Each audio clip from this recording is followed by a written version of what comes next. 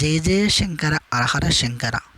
ఈరోజు జగద్గురువు ఆదిశంకరాచార్యుల జయంతి సందర్భంగా ఆయన చరిత్ర గురించి కొన్ని విషయాలు తెలుసుకుందాం.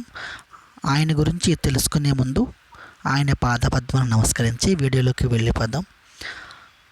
అద్వైత సిద్ధాంత బోధకుడిగా హిందువులకు నిత్య స్తోత్రాలను అందించిన అపర సరస్వతిగా, ఆలయ స్థాపనకు నడుంబించిన సాధకుడిగా, సదాశివుడి ఆదిశంకర రూపంలో భూలోకంలో అవతరించారని అంటారు. కేరళలోని కాలడీలో ఆర్యాంబ శివగురు దంపతులకు జన్మించిన శంకరాచార్యులు చిన్నతనం నుంచి ఏకసంతాగ్రాహి. బాల్యంలోనే తండ్రి చనిపోవడంతో తల్లి కుమారునికి ఉపనయనం చేయించింది. చిన్నతనంలోనే వేదాంగాలను అపోసన పట్టిన శంకరులు తల్లి అనుమతితో సన్యాసాన్ని స్వీకరించి గోవింద భగవత్పాదులను గురువునిగా భావించారు. 32 మాత్రమే జీవించిన శంకరాచార్యులు అద్వైత సిద్ధాంతాన్ని బోధించేందుకు భారతదేశం నలుమూలల దాదాపు 3 సార్లు ఆధ్యాత్మిక యాత్రను కాలినడకన సాగించారు. ఆ ప్రయాణం సాగిస్తూనే సన్యాస వ్యవస్థను 10 రకాలుగా వర్గీకరించారు.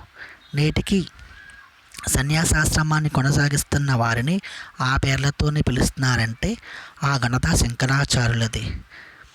మన భారతదేశం చుట్టూ ఎన్నో దేవాలయాలు కట్టిన ఘనత మన గురువు గారిది. జీవాత్మ పరమాత్మ ఒకటేనంటూ అద్వైత సిద్ధాంతాన్ని బోధించిన శంకరులు చివరకు ఉత్తరాఖండ్లోని కేదార్నాథ్లో శివైక్యాన్ని పొందారని చెప్తారు.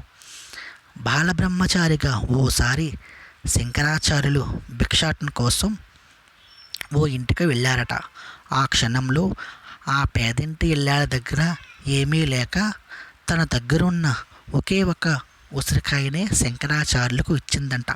దానికి చలించిపోయిన శంకరాచార్యులు ఆ క్షణం లక్ష్మీదేవిని పూజిస్తూ కనకధార స్తోత్రాన్ని చదవటంతో లక్ష్మీదేవి బంగారు ఉసిరికాయని ధారగా కురిపించిన కదా.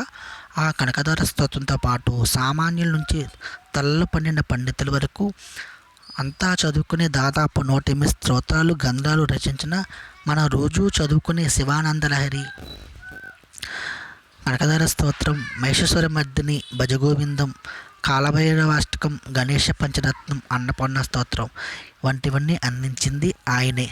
తన ప్రయాణంలో భాగంగా శ్రీరంగం వెళ్ళిన జగద్గురువులు అక్కడ జడాకర్షణ యంత్రాన్ని స్థాపిస్తే తిరుమలలో ధనాకర్షణ యంత్రాన్ని ఏర్పాటు చేశారు. అదేవిధంగా కొల్లూరు మూగాంబిక, విజయవాడ కనకదుర్గ, శ్రీశైల భ్రమరాంబిక, కంచి కామాక్షి ఇలా శక్తి స్వరూపులు కొలువైన దేవాలయాల్లో శ్రీచక్రాన్ని ఏర్పాటు చేసిన ఘనత కూడా శంకరాచార్యులదే. ఇక కంచి, శృంగేరి, నేపాల్, కేదార్నాథ్, చిదంబరంలో 5 శివలింగాలను స్థాపించిన అపర శంకరులు ఆయనే. బద్రీనాథ్కు వెళ్ళినప్పుడు శంకరాచార్యులకు స్వప్నంలో బద్రీనారాయణుడు కనిపించి అలకనందులో తన ఉనికిని తెలియజేశాడట. దాంతో ఆ విగ్రహాన్ని వెలికితీసి అక్కడే ప్రతిష్ఠించారంట. ఆ తర్వాత ఉత్తరాద్రిలో బద్రికాశ్రమం, జ్యోతిర్పీఠం, పశ్చిమంలో శారదాపీఠం, తూర్పులో గోవర్ధన పీఠం, దక్షిణాదిన కర్ణాటక పీఠం, చిక్కమంగళూరులో శృంగేరి శారదాపీఠం స్థాపించిన శంకరులకు కాశ్మీర్లో ప్రత్యేక ఆలయములు కూడా ఉన్నవి.